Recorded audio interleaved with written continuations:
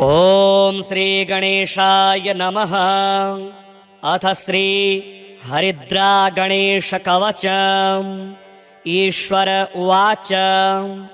शृणु वक्ष्यामि कवचम् सर्वसिद्धिकरं प्रिये। पठित्वा पाठयित्वा च मुच्यते सर्वसङ्कटात्। अज्ञात्वा कवचं देवी गणेशस्य मनुं जपेत्। सिद्धिर्न जायते तस्य कल्पकोटिशतैरपि। आमोदश्च शिरः पातु प्रमोदश्च शिखोपरि। सम्मोदो भ्रूयुगे पातु भ्रूमध्ये च गणाधिपः।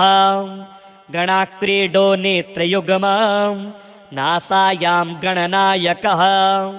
गणक्रीडान्वितः पातु वदने सर्वसिद्धये। जिह्वायां सुमुखः पातु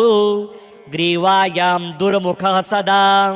विघ्नेशो हृदये पातु विघ्ननाथश्च वक्षसि। गणानां नायकः पातु बाहुयुग्मं सदा मम। विघ्नकर्ता च ह्युदरे विघ्नहर्ता च लिङ्गके। गजवक्त्रः कटिदेशे एकदन्तो नितम्बके। लम्बोदरः सदा पातु गुह्यदेशे ममारुणः। व्यालयज्ञोपवीति मां पातु पादयुगे सदा। जापकः सर्वदा पातु जानुजङ्घे गणाधिपः। हारिद्रः सर्वदा पातु सर्वाङ्गे गणनायकः। य इदं प्रपठे नित्यं गणेशस्य महेश्वरी। कवचं सर्वसिद्धाख्यं सर्वविघ्नविनाशनं। सर्वसिद्धिकरं साक्षात् सर्वपापविमोचनं। सर्वसम्पत्प्रदं साक्षात् सर्वदुःखविमोक्षणं। सर्वापत्तिप्रशमनं सर्वशत्रुक्षयङ्करं। ग्रहपीडाज्वरारोगा ये चान्ये गुह्यकादयः। पठनाद्धारणादेव नाशमायन्ति तत्क्षणात्। धनधान्यकरं देवी कवचं सुरपूजितं। समं नास्ति महेशानि त्रैलोक्ये कवचस्य च। हारिद्रस्य महादेवी विघ्नराजस्य भूतले। किमन्येरसदालापैर्यत्रायुर्व्ययतामि यात्।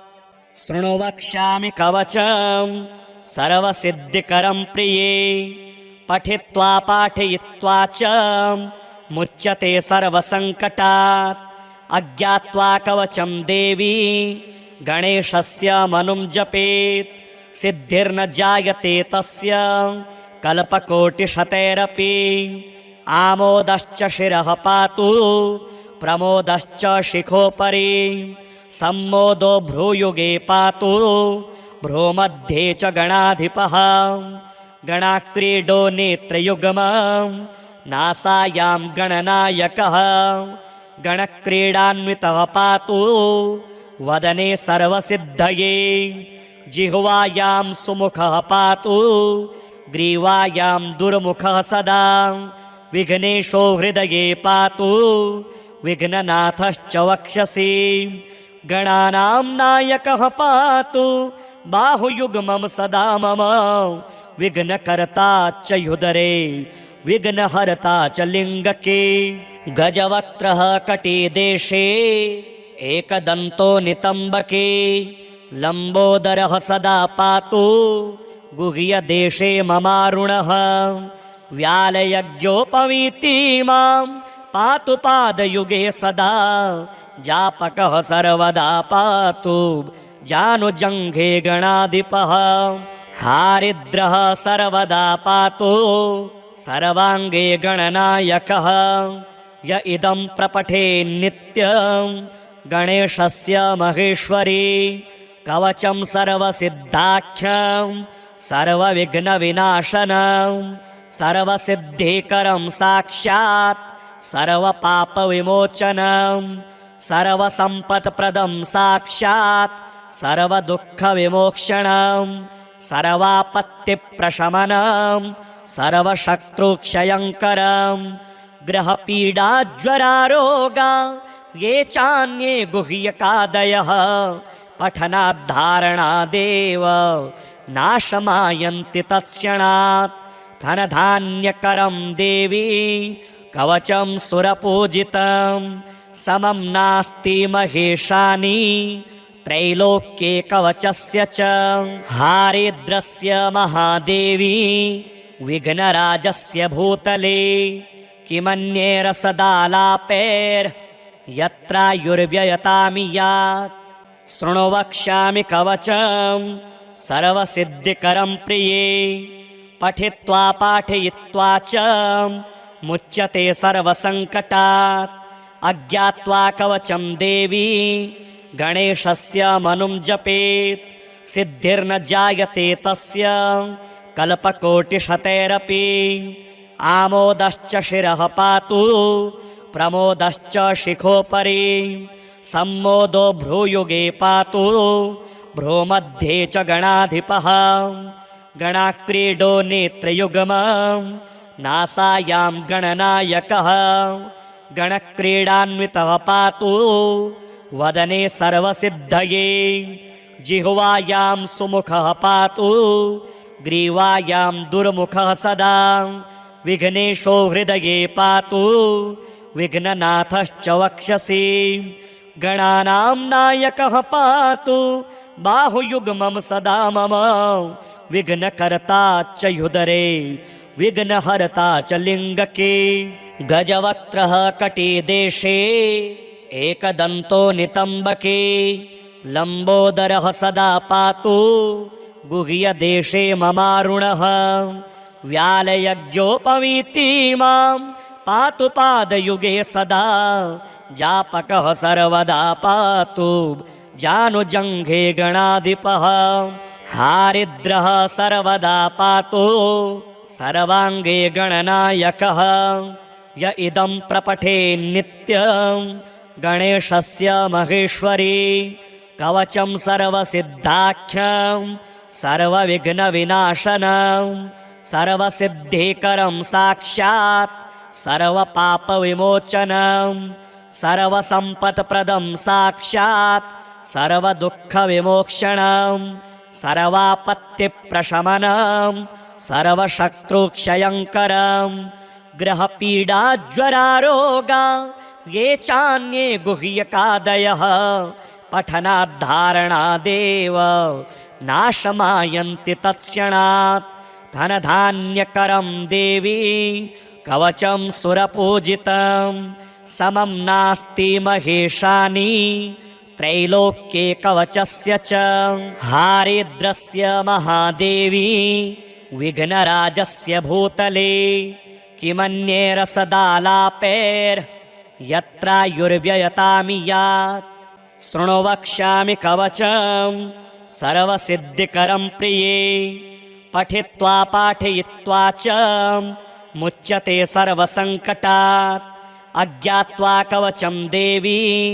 गणेशस्य मनुं जपेत् सिद्धिर्न जायते तस्य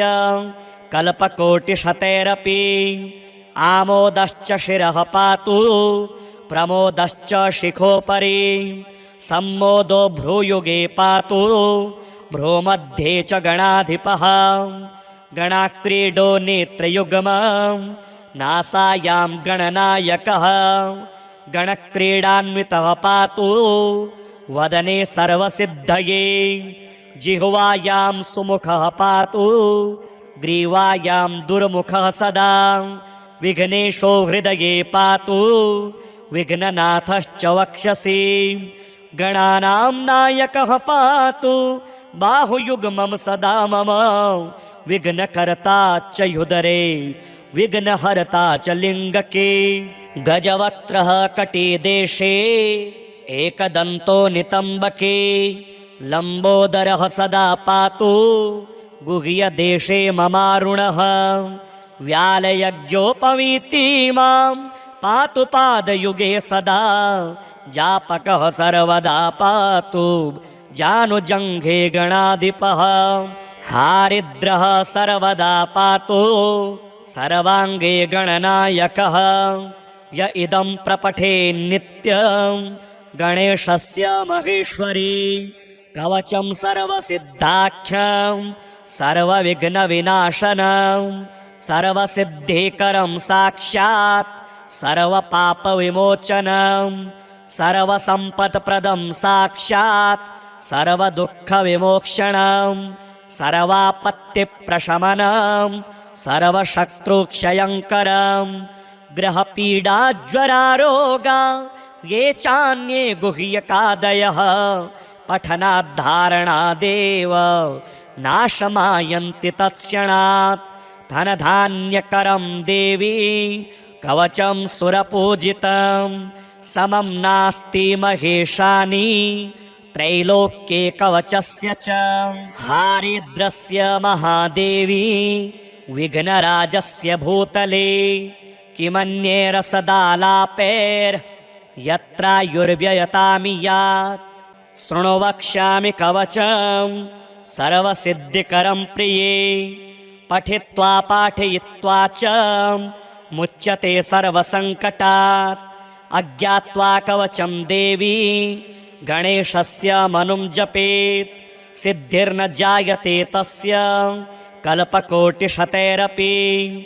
आमोदश्च शिरः पातु प्रमोदश्च शिखोपरि सम्मोदो भ्रूयुगे पातु भ्रूमध्ये च गणाधिपः गणाक्रीडो नेत्रयुग्मं नासायां गणनायकः गणक्रीडान्वितः पातु वदने सर्वसिद्धये जिह्वायां सुमुखः पातु ग्रीवायां दुर्मुखः सदा विघ्नेशो हृदये पातु विघ्ननाथश्च वक्षसि गणानां नायकः पातु बाहुयुग्मं सदा मम विघ्नकर्ता च युदरे विघ्नहर्ता च लिङ्गके गजवक्त्रः कटिदेशे एकदन्तो नितम्बके लम्बोदरः सदा पातु गुह्यदेशे ममारुणः व्यालयज्ञोपवीतिमां पातु पादयुगे सदा जापकः सर्वदा पातु जानुजङ्घे गणाधिपः हारिद्रः सर्वदा पातु सर्वाङ्गे गणनायकः य इदं प्रपठे नित्यं गणेशस्य महेश्वरी कवचं सर्वसिद्धाख्यं सर्वविघ्नविनाशनं सर्वसिद्धिकरं साक्षात् सर्वपापविमोचनं सर्वसम्पत्प्रदं साक्षात् सर्वदुःखविमोक्षणं सर्वापत्तिप्रशमनं सर्वशत्रुक्षयङ्करं ग्रहपीडाज्वरारोगा ये चान्ये गुह्यकादयः पठनाद्धारणादेव नाशमायन्ति तत्क्षणात् धनधान्यकरं देवी कवचं सुरपूजितं समं नास्ति महेशानि त्रैलोक्ये कवचस्य च हारिद्रस्य महादेवी विघ्नराजस्य भूतले किमन्ये रसदालापैर्यत्रायुर्व्ययतामि यात् शृणु वक्ष्यामि कवचं सर्वसिद्धिकरं प्रिये पठित्वा पाठयित्वा च मुच्यते सर्वसङ्कटात् अज्ञात्वा कवचं देवी गणेशस्य मनुं जपेत् सिद्धिर्न जायते तस्य कल्पकोटिशतैरपि आमोदश्च शिरः पातु प्रमोदश्च शिखोपरि सम्मोदो भ्रूयुगे पातु भ्रूमध्ये च गणाधिपः गणाक्रीडो नेत्रयुग्मं नासायां गणनायकः गणक्रीडान्वितः पातु वदने सर्वसिद्धये जिह्वायां सुमुखः पातु ग्रीवायां दुर्मुखः सदा विघ्नेशो हृदये पातु विघ्ननाथश्च वक्षसि गणानां नायकः पातु बाहुयुग्मं सदा मम विघ्नकर्ता च युदरे विघ्नहर्ता च लिङ्गके गजवक्त्रः कटिदेशे एकदन्तो नितम्बके लम्बोदरः सदा पातु गुह्यदेशे ममारुणः व्यालयज्ञोपवीति मां पातु पादयुगे सदा जापकः सर्वदा पातु जानुजङ्घे गणाधिपः हारिद्रः सर्वदा पातु सर्वाङ्गे गणनायकः य इदं प्रपठे नित्यं गणेशस्य महेश्वरी कवचं सर्वसिद्धाख्यं सर्वविघ्नविनाशनं सर्वसिद्धिकरं साक्षात् सर्वपापविमोचनं सर्वसम्पत्प्रदं साक्षात् सर्वदुःखविमोक्षणं सर्वापत्तिप्रशमनं सर्वशत्रुक्षयङ्करं ग्रहपीडाज्वरारोगा ये चान्ये गुह्यकादयः पठनाद्धारणादेव नाशमायन्ति तत्क्षणात् धनधान्यकरं देवी कवचं सुरपूजितं समं नास्ति महेशानि त्रैलोक्ये कवचस्य च हारिद्रस्य महादेवी विघ्नराजस्य भूतले किमन्ये रसदालापैर्यत्रायुर्व्ययतामि यात् शृणु वक्ष्यामि कवचं सर्वसिद्धिकरं प्रिये पठित्वा पाठयित्वा च मुच्यते सर्वसङ्कटात् अज्ञात्वा कवचं देवी गणेशस्य मनुं जपेत् सिद्धिर्न जायते तस्य कल्पकोटिशतैरपि आमोदश्च शिरः पातु प्रमोदश्च शिखोपरि सम्मोदो भ्रूयुगे पातु भ्रूमध्ये च गणाधिपः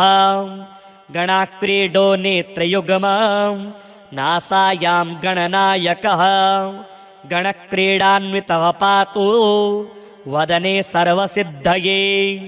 जिह्वायां सुमुखः पातु ग्रीवायां दुर्मुखः सदा विघ्नेशो हृदये पातु विघ्ननाथश्च वक्षसि गणानां नायकः पातु बाहुयुग्मं सदा मम विघ्नकर्ता च युदरे विघ्नहर्ता च लिङ्गके गजवक्त्रः कटिदेशे एकदन्तो नितम्बके लम्बोदरः सदा पातु गुह्यदेशे ममारुणः व्यालयज्ञोपवीति मां पातु पादयुगे सदा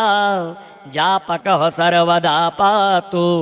जानुजङ्घे गणाधिपः हारिद्रः सर्वदा पातु सर्वाङ्गे गणनायकः य इदं प्रपठे नित्यं गणेशस्य महेश्वरी कवचं सर्वसिद्धाख्यं सर्वविघ्नविनाशनं सर्वसिद्धिकरं साक्षात् सर्वपापविमोचनं सर्वसम्पत्प्रदं साक्षात् सर्वदुःखविमोक्षणं सर्वापत्तिप्रशमनं सर्वशत्रुक्षयङ्करं ग्रहपीडाज्वरारोगा ये चान्ये गुह्यकादयः पठनाद्धारणादेव नाशमायन्ति तत्क्षणात् धनधान्यकरं देवी कवचं सुरपूजितं समं नास्ति महेशानि त्रैलोक्ये कवचस्य च हारिद्रस्य महादेवी विघ्नराजस्य भूतले किमन्ये रसदालापैर्यत्रायुर्व्ययतामि यात् शृणु वक्ष्यामि कवचं सर्वसिद्धिकरं प्रिये पठित्वा पाठयित्वा च मुच्यते सर्वसङ्कटात् अज्ञात्वा कवचं देवी गणेशस्य मनुं जपेत् सिद्धिर्न जायते तस्य कल्पकोटिशतैरपि आमोदश्च शिरः पातु प्रमोदश्च शिखोपरि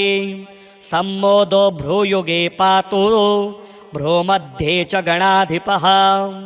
गणाक्रीडो नेत्रयुग्मं नासायां गणनायकः गणक्रीडान्वितः पातु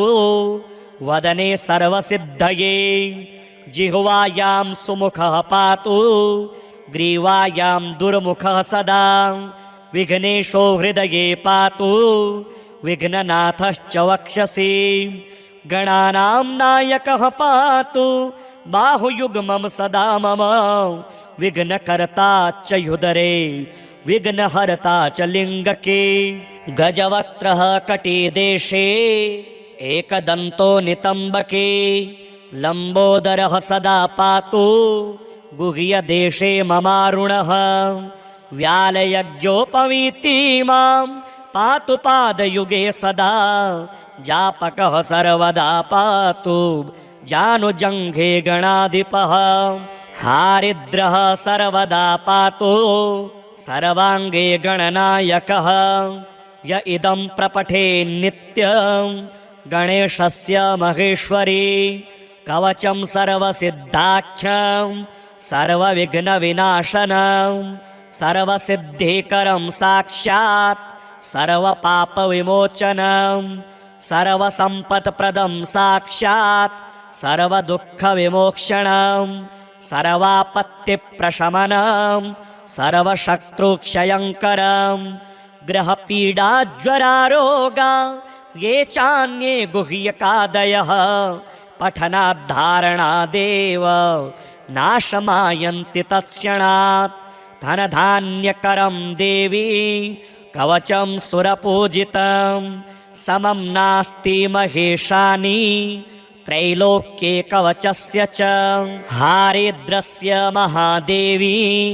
विघ्नराजस्य भूतले किमन्ये रसदालापैर्यत्रायुर्व्ययतामि यात् शृणु वक्ष्यामि कवचं सर्वसिद्धिकरं प्रिये पठित्वा पाठयित्वा च मुच्यते सर्वसङ्कटात् अज्ञात्वा कवचं देवी गणेशस्य मनुं जपेत् सिद्धिर्न जायते तस्य कल्पकोटिशतैरपि आमोदश्च शिरः पातु प्रमोदश्च शिखोपरि सम्मोदो भ्रूयुगे पातु भ्रूमध्ये च गणाधिपः गणाक्रीडो नेत्रयुग्मं नासायां गणनायकः गणक्रीडान्वितः पातु वदने सर्वसिद्धये जिह्वायां सुमुखः पातु ग्रीवायां दुर्मुखः सदा विघ्नेशो हृदये पातु विघ्ननाथश्च वक्षसि गणानां नायकः पातु बाहुयुग्मं सदा मम विघ्नकर्ता च युदरे विघ्नहर्ता च लिङ्गके गजवक्त्रः कटिदेशे एकदन्तो नितम्बके लम्बोदरः सदा पातु गुह्यदेशे ममारुणः व्यालयज्ञोपवीति मां पातु पादयुगे सदा जापकः सर्वदा पातु जानुजङ्घे गणाधिपः हारिद्रः सर्वदा पातु सर्वाङ्गे गणनायकः य इदं प्रपठे नित्यं गणेशस्य महेश्वरी कवचं सर्वसिद्धाख्यं सर्वविघ्नविनाशनं सर्वसिद्धिकरं साक्षात् सर्वपापविमोचनं सर्वसम्पत्प्रदं साक्षात् सर्वदुःखविमोक्षणं सर्वापत्तिप्रशमनं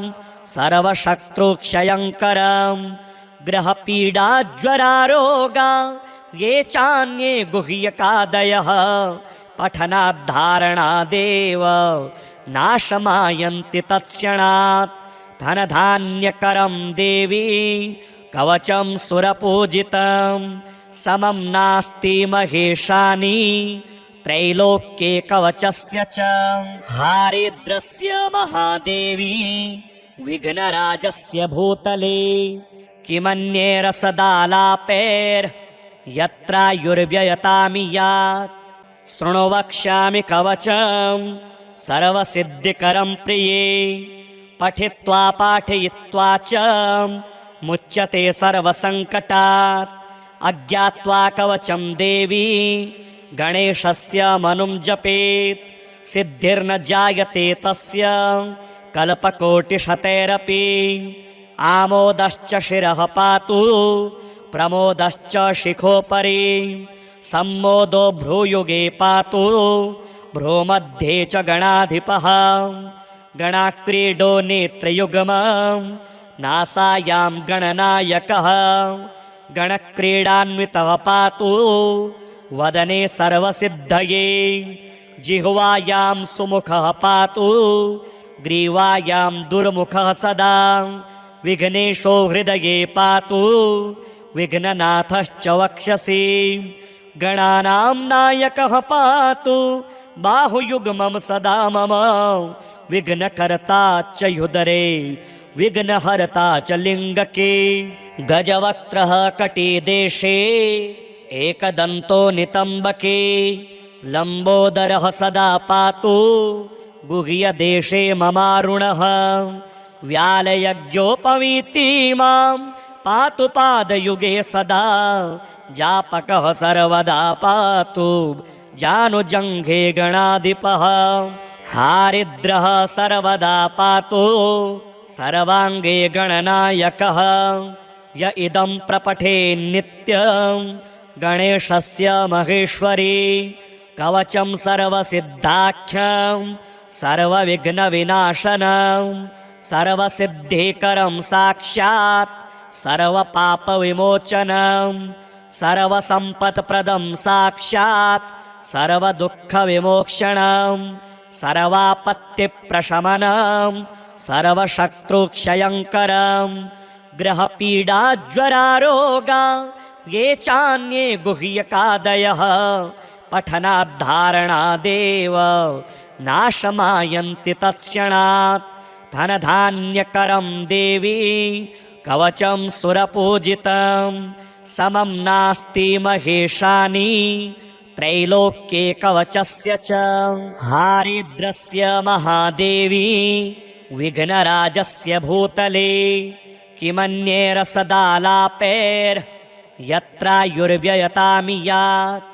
शृणु वक्ष्यामि कवचं सर्वसिद्धिकरं प्रिये पठित्वा पाठयित्वा च मुच्यते सर्वसङ्कटात् अज्ञात्वा कवचं देवी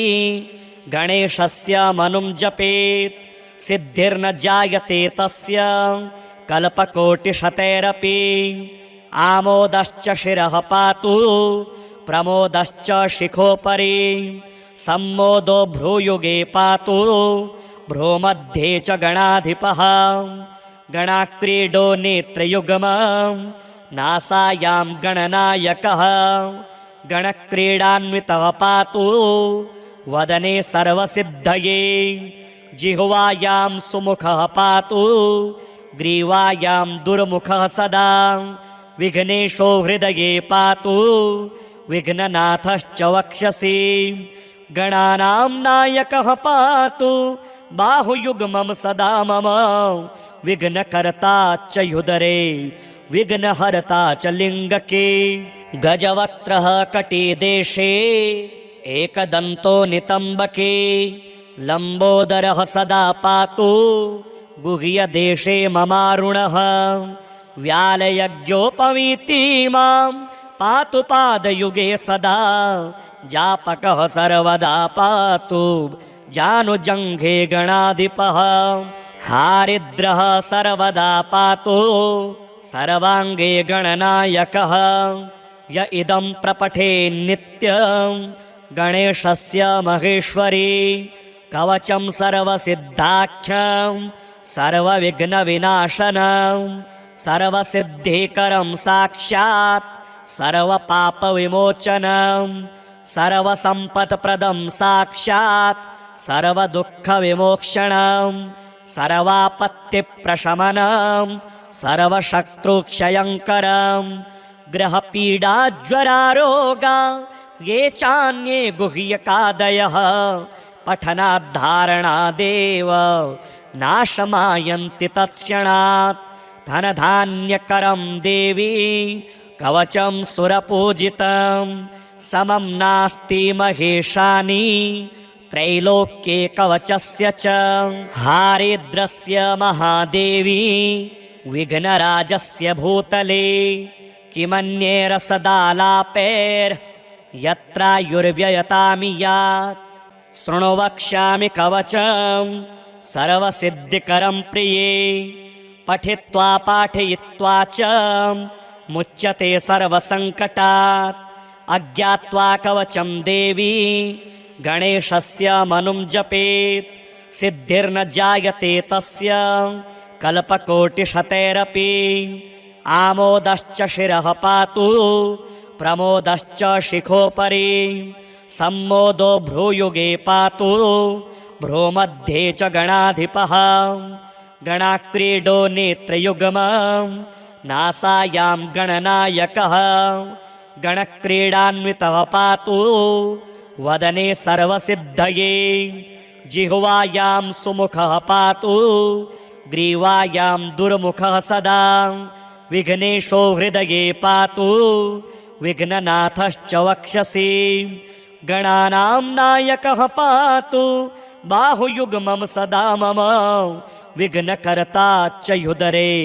विघ्नहर्ता च लिङ्गके गजवक्त्रः कटिदेशे एकदन्तो नितम्बके लम्बोदरः सदा पातु गुह्यदेशे ममारुणः व्यालयज्ञोपवीति मां पातु पादयुगे सदा जापकः सर्वदा पातु जानुजङ्घे गणाधिपः हारिद्रः सर्वदा पातु सर्वाङ्गे गणनायकः य इदं प्रपठे नित्यं गणेशस्य महेश्वरी कवचं सर्वसिद्धाख्यं सर्वविघ्नविनाशनं सर्वसिद्धिकरं साक्षात् सर्वपापविमोचनं सर्वसम्पत्प्रदं साक्षात् सर्वदुःखविमोक्षणं सर्वापत्तिप्रशमनं सर्वशत्रुक्षयङ्करं ग्रहपीडाज्वरारोगा ये चान्ये गुह्यकादयः पठनाद्धारणादेव नाशमायन्ति तत्क्षणात् धनधान्यकरं देवी कवचं सुरपूजितं समं नास्ति महेशानि त्रैलोक्ये कवचस्य च हारिद्रस्य महादेवी विघ्नराजस्य भूतले किमन्येरसदालापैर्यत्रायुर्व्ययतामि यात् शृणु वक्ष्यामि कवचं सर्वसिद्धिकरं प्रिये पठित्वा पाठयित्वा च मुच्यते सर्वसङ्कटात् अज्ञात्वा कवचं देवी गणेशस्य मनुं जपेत् सिद्धिर्न जायते तस्य कल्पकोटिशतैरपि आमोदश्च शिरः पातु प्रमोदश्च शिखोपरि सम्मोदो भ्रूयुगे पातु भ्रूमध्ये च गणाधिपः गणाक्रीडो नेत्रयुग्मं नासायां गणनायकः गणक्रीडान्वितः पातु वदने सर्वसिद्धये जिह्वायां सुमुखः पातु ग्रीवायां दुर्मुखः सदा विघ्नेशो हृदये पातु विघ्ननाथश्च वक्षसि गणानां नायकः पातु बाहुयुग्मं सदा मम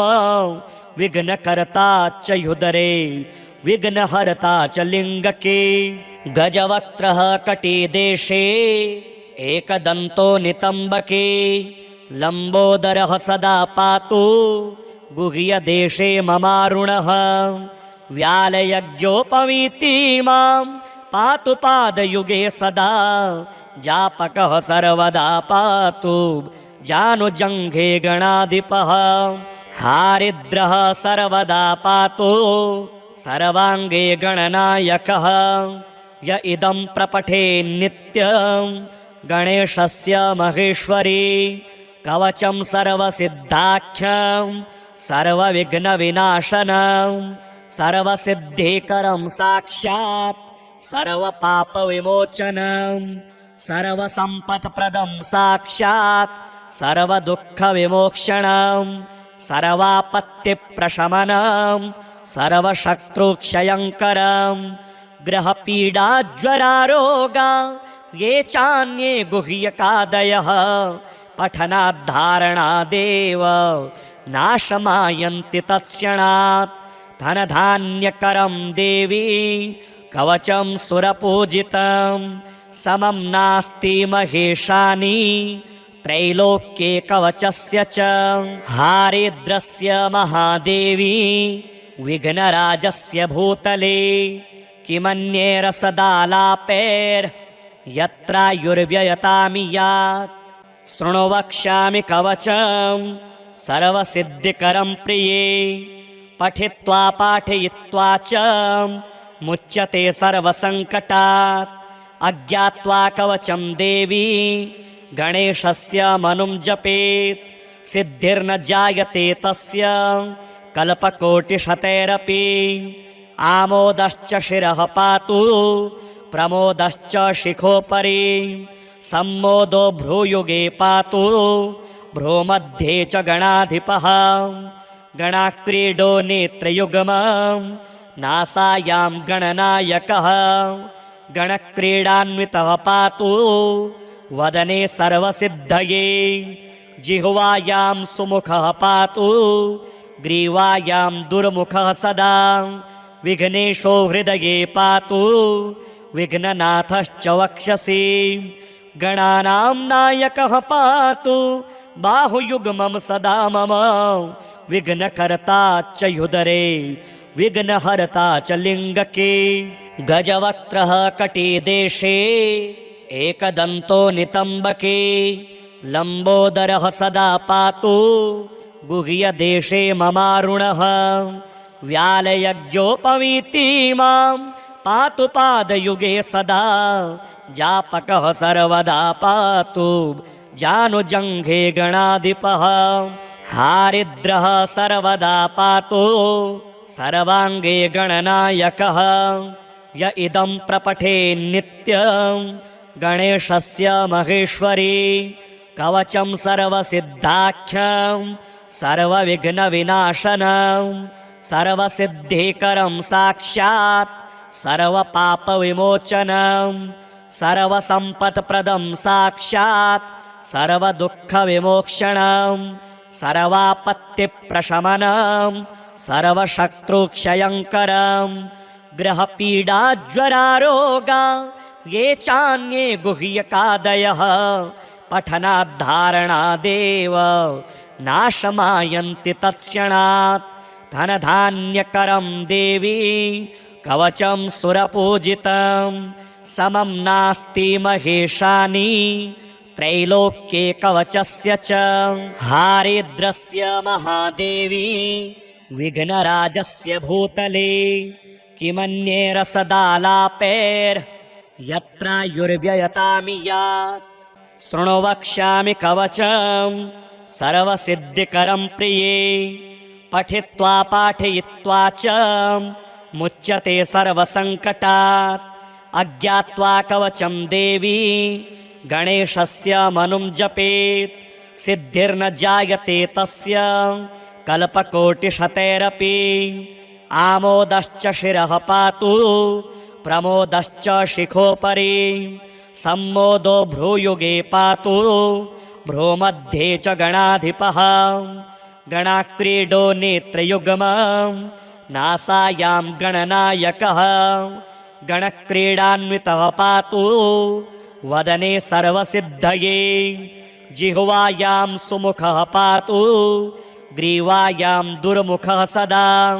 विघ्नेशो हृदये पातु विघ्ननाथश्च वक्षसि गणानां नायकः पातु बाहुयुग्मं सदा मम विघ्नकर्ता च युदरे विघ्नहर्ता च लिङ्गके गजवक्त्रः कटिदेशे एकदन्तो नितम्बके लम्बोदरः सदा पातु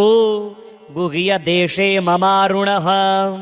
व्यालयज्ञोपवीतिमां पातु पादयुगे सदा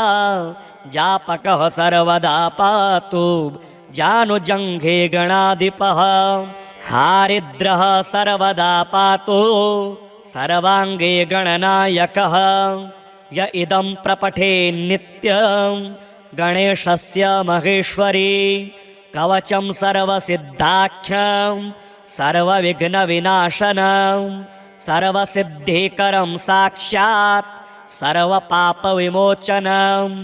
सर्वसम्पत्प्रदं साक्षात् सर्वदुःखविमोक्षणं सर्वापत्तिप्रशमनं सर्वशत्रुक्षयङ्करं ग्रहपीडाज्वरारोगा ये चान्ये गुह्यकादयः पठनाद्धारणादेव नाशमायन्ति तत्क्षणात् धनधान्यकरं देवी कवचं सुरपूजितं समं नास्ति महेशानि त्रैलोक्ये कवचस्य च हारिद्रस्य महादेवी विघ्नराजस्य भूतले किमन्येरसदालापैर्यत्रायुर्व्ययतामि यात् शृणु वक्ष्यामि कवचं सर्वसिद्धिकरं प्रिये पठित्वा पाठयित्वा च मुच्यते सर्वसङ्कटात् अज्ञात्वा कवचं देवी गणेशस्य मनुं जपेत् सिद्धिर्न जायते तस्य कल्पकोटिशतैरपि आमोदश्च शिरः पातु प्रमोदश्च शिखोपरि सम्मोदो भ्रूयुगे पातु भ्रूमध्ये च गणाधिपः गणाक्रीडो नेत्रयुग्मं नासायां गणनायकः गणक्रीडान्वितः पातु वदने सर्वसिद्धये जिह्वायां सुमुखः पातु ग्रीवायां दुर्मुखः सदा विघ्नेशो हृदये पातु विघ्ननाथश्च वक्षसि गणानां नायकः पातु बाहुयुग्मं सदा मम विघ्नकर्ता च युदरे विघ्नहर्ता च लिङ्गके गजवक्त्रः कटिदेशे एकदन्तो नितम्बके लम्बोदरः सदा पातु गुह्यदेशे ममारुणः व्यालयज्ञोपवीतिमां पातु पादयुगे सदा जापकः सर्वदा पातु जानुजङ्घे गणाधिपः हारिद्रः सर्वदा पातु सर्वाङ्गे गणनायकः य इदं प्रपठे नित्यं गणेशस्य महेश्वरी कवचं सर्वसिद्धाख्यं सर्वविघ्नविनाशनं सर्वसिद्धिकरं साक्षात् सर्वपापविमोचनं सर्वसम्पत्प्रदं साक्षात् सर्वदुःखविमोक्षणं सर्वापत्तिप्रशमनं सर्वशत्रुक्षयङ्करं ग्रहपीडाज्वरारोगा ये चान्ये गुह्यकादयः पठनाद्धारणादेव नाशमायन्ति तत्क्षणात् धनधान्यकरं देवी कवचं सुरपूजितं समं नास्ति महेशानि त्रैलोक्ये कवचस्य च हारिद्रस्य महादेवी विघ्नराजस्य भूतले किमन्येरसदालापैर्यत्रायुर्व्ययतामि यात् शृणु वक्ष्यामि कवचं सर्वसिद्धिकरं प्रिये पठित्वा पाठयित्वा च मुच्यते सर्वसङ्कटात् अज्ञात्वा कवचं देवी गणेशस्य मनुं जपेत् सिद्धिर्न जायते तस्य कल्पकोटिशतैरपि आमोदश्च शिरः पातु प्रमोदश्च शिखोपरि सम्मोदो भ्रूयुगे पातु भ्रूमध्ये च गणाधिपः गणाक्रीडो नेत्रयुग्मं नासायां गणनायकः गणक्रीडान्वितः पातु वदने सर्वसिद्धये जिह्वायां सुमुखः पातु ग्रीवायां दुर्मुखः सदा विघ्नेशो हृदये पातु विघ्ननाथश्च वक्षसि गणानां नायकः पातु बाहुयुग्मं सदा मम विघ्नकर्ता च ह्युदरे विघ्नहर्ता च लिङ्गके गजवक्त्रः कटिदेशे एकदन्तो नितम्बके लम्बोदरः सदा पातु गुह्यदेशे ममारुणः व्यालयज्ञोपवीति मां पातु पादयुगे सदा जापकः सर्वदा पातु जानुजङ्घे गणाधिपः हारिद्रः सर्वदा पातु सर्वाङ्गे गणनायकः य इदं प्रपठे नित्यं गणेशस्य महेश्वरी कवचं सर्वसिद्धाख्यं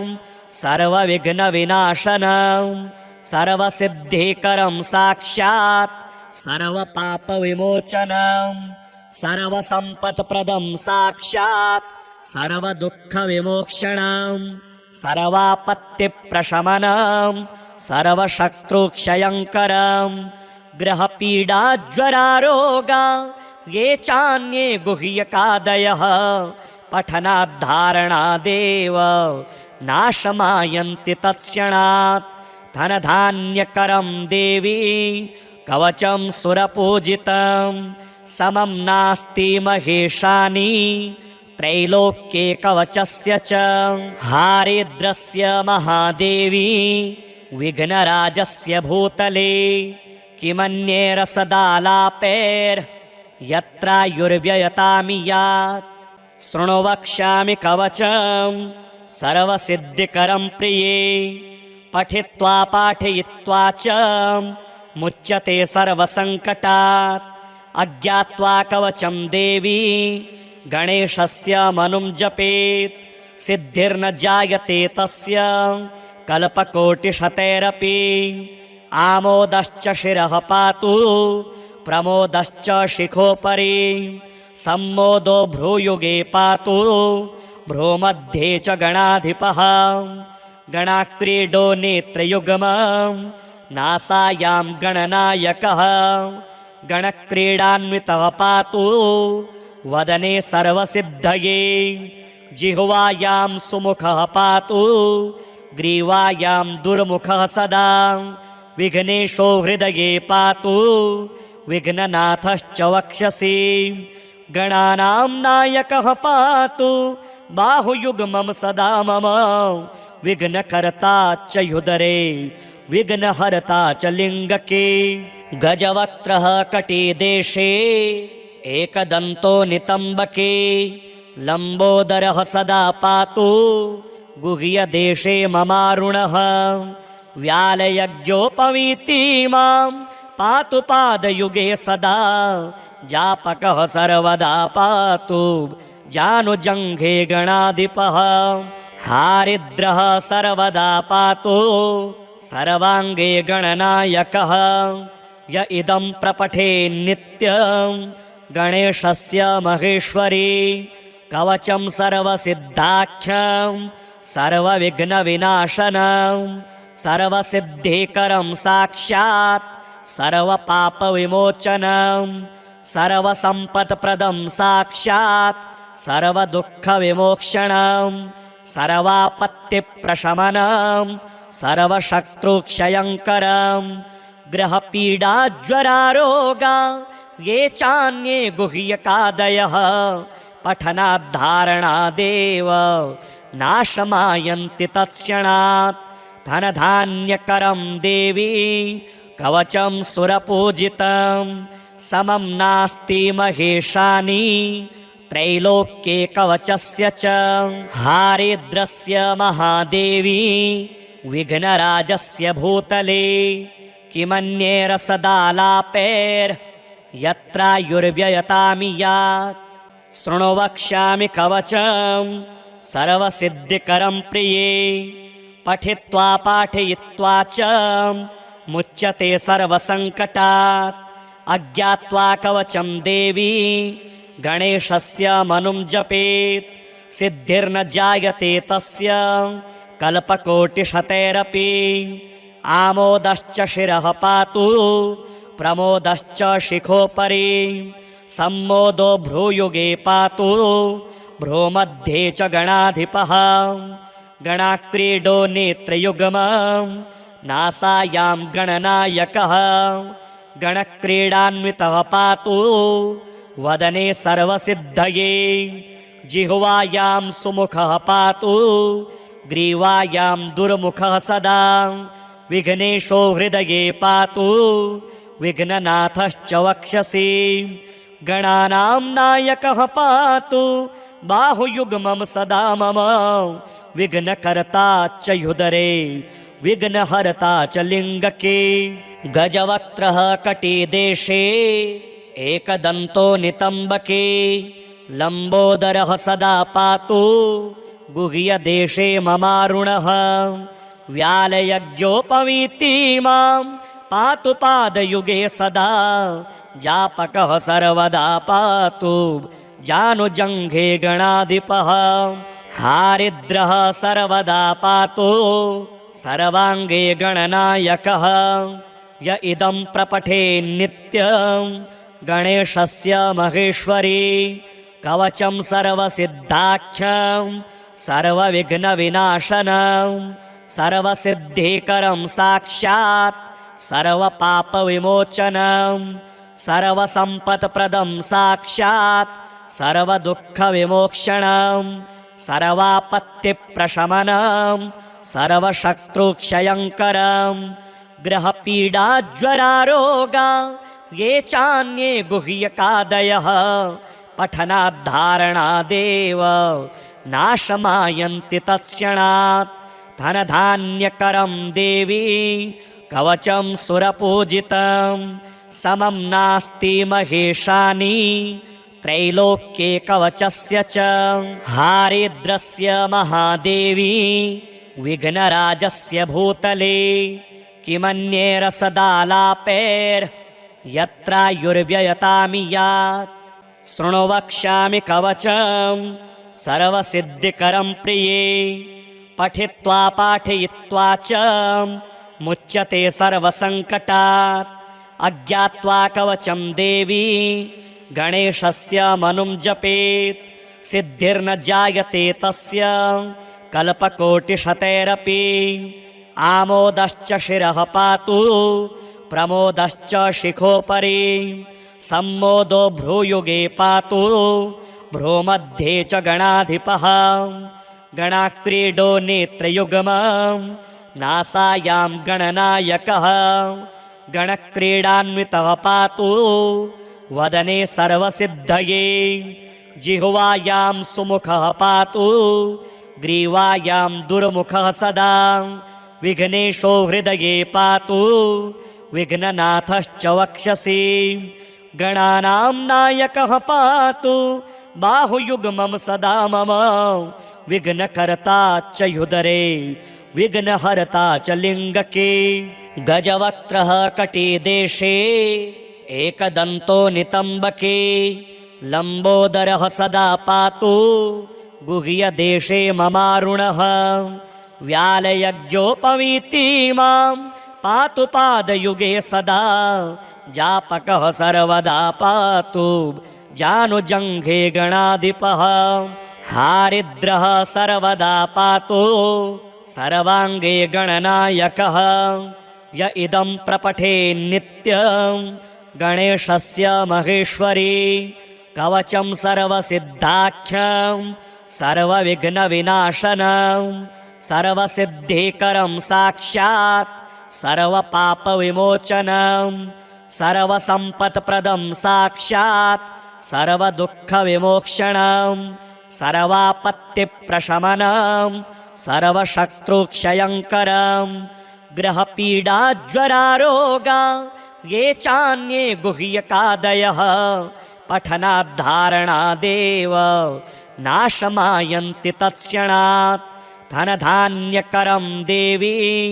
कवचं सुरपूजितं समं नास्ति महेशानि त्रैलोक्ये कवचस्य च हारिद्रस्य महादेवी विघ्नराजस्य भूतले किमन्ये रसदालापैर्यत्रायुर्व्ययतामि यात् शृणु वक्ष्यामि कवचं सर्वसिद्धिकरं प्रिये पठित्वा पाठयित्वा च मुच्यते सर्वसङ्कटात् अज्ञात्वा कवचं देवी गणेशस्य मनुं जपेत् सिद्धिर्न जायते तस्य कल्पकोटिशतैरपि आमोदश्च शिरः पातु प्रमोदश्च शिखोपरि सम्मोदो भ्रूयुगे पातु भ्रूमध्ये च गणाधिपः गणाक्रीडो नेत्रयुग्मं नासायां गणनायकः गणक्रीडान्वितः पातु वदने सर्वसिद्धये जिह्वायां सुमुखः पातु ग्रीवायां दुर्मुखः सदा विघ्नेशो हृदये पातु विघ्ननाथश्च वक्षसि गणानां नायकः पातु बाहुयुग्मं सदा मम विघ्नकर्ता च ह्युदरे विघ्नहर्ता च लिङ्गके गजवक्त्रः कटिदेशे एकदन्तो नितम्बके लम्बोदरः सदा पातु गुह्यदेशे ममारुणः व्यालयज्ञोपवीति मां पातु पादयुगे सदा जापकः सर्वदा पातु जानुजङ्घे गणाधिपः हारिद्रः सर्वदा पातु सर्वाङ्गे गणनायकः य इदं प्रपठे नित्यं गणेशस्य महेश्वरी कवचं सर्वसिद्धाख्यं सर्वविघ्नविनाशनं सर्वसिद्धिकरं साक्षात् सर्वपापविमोचनं सर्वसम्पत्प्रदं साक्षात् सर्वदुःखविमोक्षणं सर्वापत्तिप्रशमनं सर्वशत्रुक्षयङ्करं ग्रहपीडाज्वरारोगा ये चान्ये गुह्यकादयः पठनाद्धारणादेव नाशमायन्ति तत्क्षणात् धनधान्यकरं देवी कवचं सुरपूजितं समं नास्ति महेशानि त्रैलोक्ये कवचस्य च हारिद्रस्य महादेवी विघ्नराजस्य भूतले किमन्ये रसदालापैर्यत्रायुर्व्ययतामि यात् शृणु वक्ष्यामि कवचं सर्वसिद्धिकरं प्रिये पठित्वा पाठयित्वा च मुच्यते सर्वसङ्कटात् अज्ञात्वा कवचं देवी गणेशस्य मनुं जपेत् सिद्धिर्न जायते तस्य कल्पकोटिशतैरपि आमोदश्च शिरः पातु प्रमोदश्च शिखोपरि सम्मोदो भ्रूयुगे पातु भ्रूमध्ये च गणाधिपः गणाक्रीडो नेत्रयुग्मं नासायां गणनायकः गणक्रीडान्वितः पातु वदने सर्वसिद्धये जिह्वायां सुमुखः पातु ग्रीवायां दुर्मुखः सदा विघ्नेशो हृदये पातु विघ्ननाथश्च वक्षसि गणानां नायकः पातु बाहुयुग्मं सदा मम विघ्नकर्ता च ह्युदरे विघ्नहर्ता च लिङ्गके गजवक्त्रः कटिदेशे एकदन्तो नितम्बके लम्बोदरः सदा पातु गुह्यदेशे ममारुणः व्यालयज्ञोपवीति मां पातु पादयुगे सदा जापकः सर्वदा पातु जानुजङ्घे गणाधिपः हारिद्रः सर्वदा पातु सर्वाङ्गे गणनायकः य इदं प्रपठे नित्यं गणेशस्य महेश्वरी कवचं सर्वसिद्धाख्यं सर्वविघ्नविनाशनं सर्वसिद्धिकरं साक्षात् सर्वपापविमोचनं सर्वसम्पत्प्रदं साक्षात् सर्वदुःखविमोक्षणं सर्वापत्तिप्रशमनं सर्वशत्रुक्षयङ्करं ग्रहपीडा ज्वरारोगा ये चान्ये गुह्यकादयः पठनाद्धारणादेव नाशमायन्ति तत्क्षणात् धनधान्यकरं देवी कवचं सुरपूजितं समं नास्ति महेशानि त्रैलोक्ये कवचस्य च हारिद्रस्य महादेवी विघ्नराजस्य भूतले किमन्ये रसदालापैर्यत्रायुर्व्ययतामियात्